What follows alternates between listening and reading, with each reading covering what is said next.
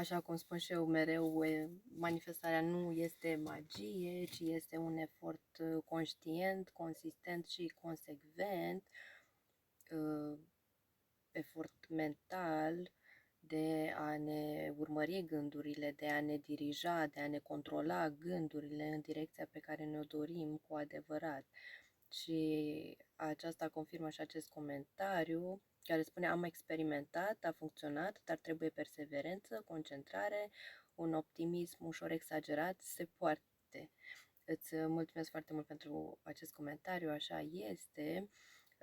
Și ceea ce vreau să punctez aici, acest cuvânt optimist sau gândește pozitiv, atât de neobișnuit ne este să facem acest lucru, încât trebuie să-i punem acolo o etichetă, să-i dăm o denumire și să-l semnalăm.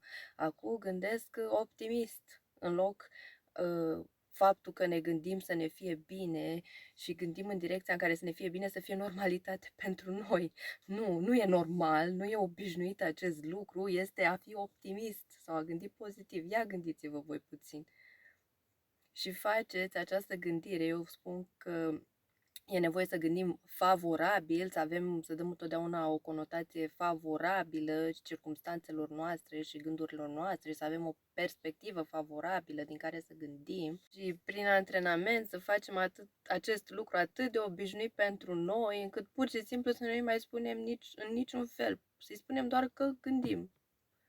Să nu mai fie nevoie să o numim pozitiv sau optimist pentru că numai prin acest lucru, cumva, deja creierul nostru este în gardă, de parcă i-am da altceva decât este el obișnuit să facă.